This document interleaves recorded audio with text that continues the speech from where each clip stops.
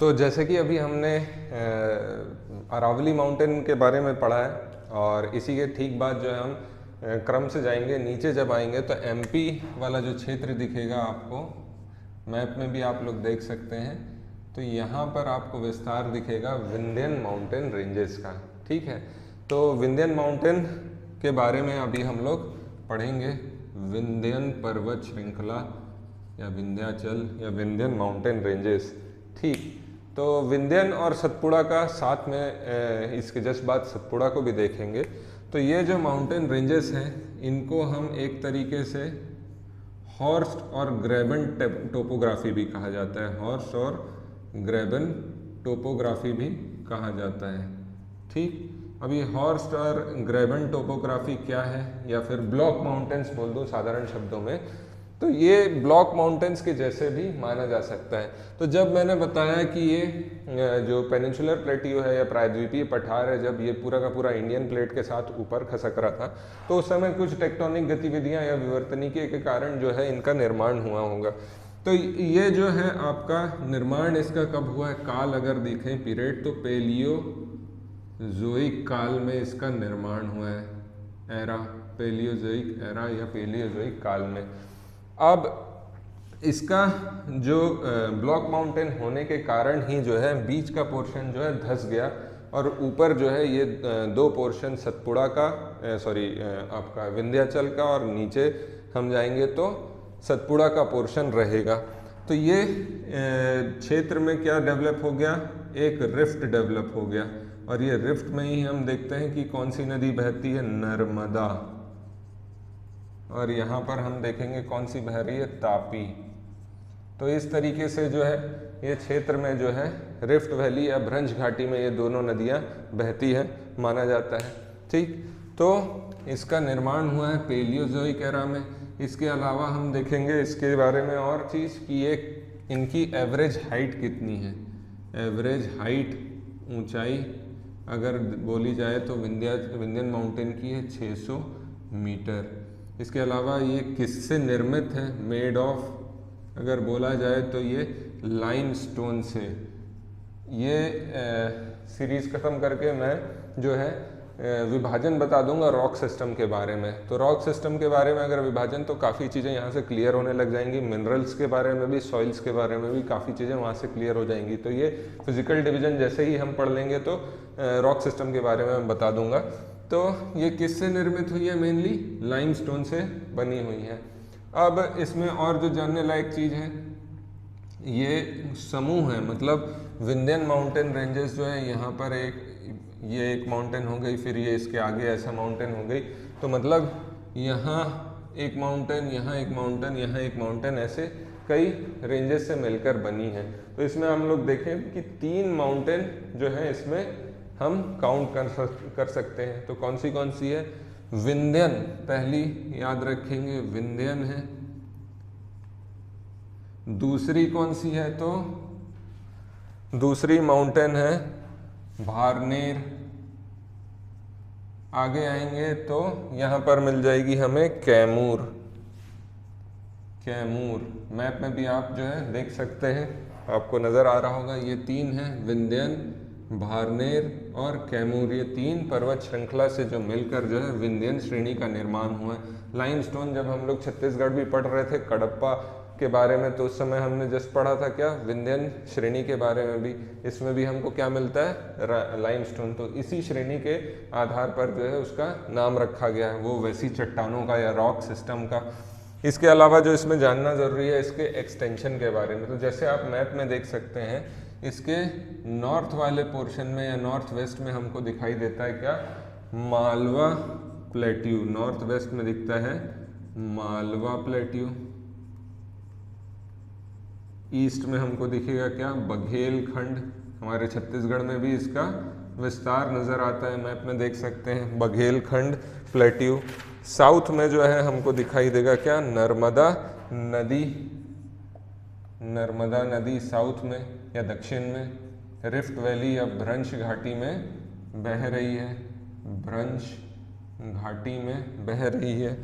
और इसके अलावा जो जानने लायक है वो नॉर्थ में इसके क्या है, और यहाँ पर भांडेर का प्लेट्यू है, पठार है, भांडेर का पठार है, प्लेट्यू। तो ये इसकी क्या है, कुछ लोकेशन के बारे में है, इसकी स्थिति कहाँ पर है, इसके आसपास क्या क्या स्थित है। तो ये कुछ इसकी बेसिक जानकारी हो गई। और अगर हम इसमें देखें तो जो चीज़ जानने लायक है, इसका जो नदियों का बहाव है, नदियों का जो स्लोप है। तो अगर देखें हम तो जो इसके उत्तर में जो नदियां बहती हैं वो जनरली किधर जा रही हैं, नॉर्थ या नॉर्थ ईस्ट में, और गंगा में जाकर मिलती हैं। वहीं पर अगर साउथ में देखें तो साउथ वाली नदियां जनरली साउथ या साउथ ईस्ट में जाती हैं। अपवाद जो है खाली नर्मदा और तापी है, जो कि कहाँ बहती है, वेस्ट में, पश्चिम क्षेत्र में। वो भी क्यों बहती है, क्योंकि भ्रंश घाटी में बहने के कारण। तो ये हमने देख लिया क्या, विंध्यन पर्वत श्रृंखला के बारे में, पेलियोजोइक पीरियड में या पेलियोजोइक एरा में इसका निर्माण हुआ है। और ये एक तरीके की ब्लॉक माउंटेन है जिसमें कि जो है इसका कुछ पोर्शन धंस गया, जहाँ पर जो है भ्रंश घाटी में फिर नदियाँ बहने लगी, नर्मदा और तापी हमको पता है। और ये किससे निर्मित है, अगर देखें, निर्माण हुआ है लाइमस्टोन से, और इसमें एवरेज हाइट है 600 मीटर की। इन तीनों के साथ मिलकर जो है ये विंध्यन पर्वत श्रृंखला कहलाती है। इसकी स्थिति क्या है हमने देख लिया, मैप में और नज़र आ रहा होगा आपको। और इसके अलावा जो मैंने बताया नदियों का डायरेक्शन, तो नर्मदा और तापी को छोड़ करके उत्तर में इससे जो भी नदियाँ निकलती हैं वो नॉर्थ या नॉर्थ ईस्ट में जाके गंगा नदी प्रणाली में मिलती है, और नीचे में इसके जो बहती है वो साउथ ईस्ट में, अपवाद के तौर पर नर्मदा जो वेस्ट में जाती है, और साथ में तापी। तो ये जो हो गया क्या आपका विंध्यन, भी जो हमने देखा था विंध्यन पर्वत श्रृंखला के बारे में। और विंध्यन के ही नीचे अगर हम देखें, रिफ्ट वैली के बाद जो माउंटेन रेंज है वो है सतपुड़ा। तो हम जो है सतपुड़ा माउंटेन रेंजेस के बारे में देखेंगे, या सतपुड़ा पर्वत श्रृंखला के बारे में देखेंगे। तो ये अगर हम मैप आपको स्क्रीन में भी दिख रहा होगा, यहाँ मैं एक ड्रॉ कर दे रहा हूँ, यहाँ नर्मदा के नीचे दिखाई देगा। तो ये जो है सतपुड़ा पर्वत श्रृंखला 3 से मिलकर बनता है, सतपुड़ा, महादेव, और ये छत्तीसगढ़ और एमपी की बॉर्डर में कौन सी है, मैकल। इन सब से मिलकर जो है आपका बनता है कौन सा, सतपुड़ा पर्वत श्रृंखला। यहाँ पर बहती है नर्मदा, यहाँ बहती है तापी, इसको कहेंगे हम क्या, सतपुड़ा। ये है महादेव, और ये क्या है, मैकाल या मैकल रेंज। ठीक है, अब सतपुड़ा माउंटेन रेंजेस के बारे में जो है, ये भी एक तरह की ब्लॉक माउंटेन है, ब्लॉक पर्वत श्रृंखला है। ठीक है, इसका लोकेशन अगर देखें तो लोकेशन में हम देखें, ऊपर में नर्मदा नदी है, नर्मदा नॉर्थ में, और वहीं साउथ में कौन सी नदी है, तो तापी नदी है। ठीक, तापी नदी है। इसके अलावा और जो इसके बारे में हम जान सकते हैं, सतपुड़ा 3 पर्वत श्रृंखला से बन रहा है, सतपुड़ा, दूसरा है महादेव। तो महादेव के बारे में एक चीज़ देख लेते हैं। महादेव पर्वत श्रृंखला में जो है सबसे ऊंची चोटी है इसकी, जिसको बोला जाता है धूपगढ़। धूपगढ़, सतपुड़ा की सबसे ऊंची चोटी धूपगढ़ कहाँ पर स्थित है, ये मध्य प्रदेश में स्थित है। और धूपगढ़ की जो ऊंचाई है लगभग 1350 मीटर की इसकी हाइट या ऊंचाई है। ठीक, महादेव के बारे में इसी के पास जो हम देखेंगे कौन सा एक हिल स्टेशन है ना, क्या नाम है इस हिल स्टेशन का, तो पचमढ़ी हिल स्टेशन है। तो ये किस पर्वत श्रृंखला में है, ये महादेव का भाग है। उसके बाद हम आते हैं ये मैकाल, जो कि हमारे छत्तीसगढ़ में भी है, मैकाल पर्वत श्रृंखला, मैकल पर्वत श्रृंखला। तो मैकल में स्थित है अमरकंटक, अमरकंटक।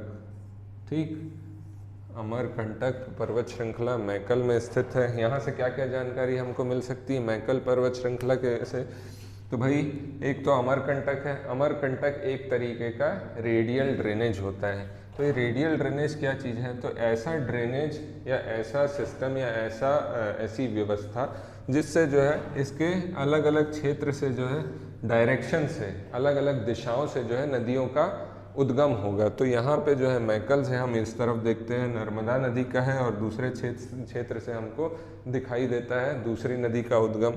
तो अमरकंटक एक तरीके का रेडियल ड्रेनेज है जहाँ से नर्मदा नदी का जो है उद्गम होता है। अब मैकल में ही हम एक चीज़ और देखेंगे, ये एक्ट करता है क्या? सेम क्लाइमेट डिवाइड और वाटर डिवाइड या फिर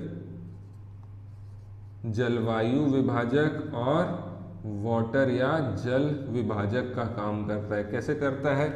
तो मैकल को अगर आप देखोगे तो इसके कारण ही जो है यहाँ पे नर्मदा अपवा तंत्र और यहाँ से महानदी अपवा तंत्र मैप में आपको नज़र आ जाएगा। ये दोनों नदियों के तंत्र या ड्रेनेज सिस्टम अलग है। इसके अलावा हम देखेंगे जब साउथ वेस्ट मानसून आता है तो ये क्षेत्र जो है पानी के पैरेलल, वर्षा के पैरेलल पड़ जाता है। तो जिस कारण जो है यहाँ पर जो है वर्षा इसके अपोजिट या ईस्ट डायरेक्शन में नहीं होती। तो जैसे आप लोग छत्तीसगढ़ वाले पोर्शन में पढ़ा होगा कि मैकाल पर्वत श्रृंखला के कारण जो है कवर्धा क्षेत्र में जो है वृष्टि छाया क्षेत्र या फिर रेन शेडो एरिया पड़ता है, रेन शेडो। तो ये मैकाल रेंज के ही कारण होता है। और इसके अलावा क्या है? मैकाल श्रेणी जो है बायोडाइवर्सिटी या आपकी जैव विविधता के लिए भी जो है प्रमुख है। जैव विविधता के लिए भी जो है प्रमुख है। तो जैव विविधता या बायोडाइवर्सिटी के लिए जो है फेमस है। तो आपको पता है कि भारत का जो है एक बायोडाइवर्सिटी या बायोस्फीयर रिजर्व जो है यहाँ पर स्थित है। बायोस्फीयर रिजर्व, BR बोलते हैं। क्या नाम है इसका? यहाँ लिख देता हूँ, अमरकंटक अचानकमार, है ना? अमरकंटक अचानकमार यहाँ पर स्थित है। तो ये क्या है? बायोडाइवर्सिटी रिच क्षेत्र है। तो ये कुछ जो है इसकी जानकारियाँ हो गई। इसके अलावा और जो चीज़ जानने की है, यहाँ पर एक असीरगढ़ का पास है जो कि है दक्षिण भारत से जो है जोड़ता है इसे। असीरगढ़ का पास या दर्रा, असीरगढ़ पास घाट, ठीक है, जो कि दक्षिण भारत से साउथ इंडिया से जोड़ता है। तो सतपुड़ा पर्वत श्रृंखला एक तरीके की ब्लॉक पर्वत श्रृंखला है। इसके उत्तर में हम लोग देखें तो क्या है? नर्मदा नदी बहती है। दक्षिण में जो है रिफ्ट वैली में ही दोनों बहती हैं, तापी बहती है। और ये तीन जो है समूह से मिलकर बना है। कौन से? सतपुड़ा, महादेव और मैकाल। इसमें पहला सतपुड़ा महादेव में इंपॉर्टेंट चीज़ जो थी हमने देखी, धूपगढ़ इसकी सबसे ऊंची चोटी है जो कि 1350 मीटर है। उसके अलावा इसमें फेमस हिल स्टेशन है पचमढ़ी। दक्षिण में मैप में भी आप देखेंगे मैकल पर्वत श्रृंखला। उसके बाद जो है ये छत्तीसगढ़ और MP के बॉर्डर पर स्थित है। मैकल पर्वत श्रृंखला से ही नर्मदा नदी का उद्गम है, अमरकंटक से, जो कि एक रेडियल ड्रेनेज का काम करता है। और इसके अलावा देखेंगे तो मैकल पर्वत श्रृंखला जो है वाटर डिवाइड और साथ में जो है आपका क्लाइमेट डिवाइड, जलवायु विभाजक और जल विभाजक का काम करता है। जल विभाजक कैसे? कि नर्मदा जल तंत्र जो है वाटर सिस्टम और महानदी वाटर सिस्टम को अलग रखता है। और साथ में क्लाइमेट डिवाइड इसलिए क्योंकि जो इस तरफ वर्षा ज़्यादा होती है और इस तरफ जो है रेन शेडो वृष्टि छाया क्षेत्र पड़ जाता है। मैकल के पूर्व में वर्षा होती है, पश्चिम में वर्षा होती है और पूर्व में कवर्धा वाला रीजन जो है वहाँ पर कम वर्षा होती है। जैव विविधता इम्पॉर्टेंट है। तो जैव विविधता क्यों है? तो बायोडाइवर्सिटी रिजर्व भी है यहाँ पर अमरकंटक अचानकमार। तो ये चीज़ें आप ध्यान रखिएगा। अब इसके बाद जो है हम लोग पहुँचेंगे वेस्टर्न घाट्स वाले पोर्शन में, और कई छोटी छोटी हिल्स और माउंटेन रेंजेस हैं, उनको भी हम पैरेलली डिस्कस करेंगे। इसके बाद जो है हम पढ़ेंगे वेस्टर्न घाट्स, फिर ईस्टर्न घाट्स, और अंदर में जो जो माउंटेन रेंजेस स्थित हैं उनके बारे में पढ़ेंगे।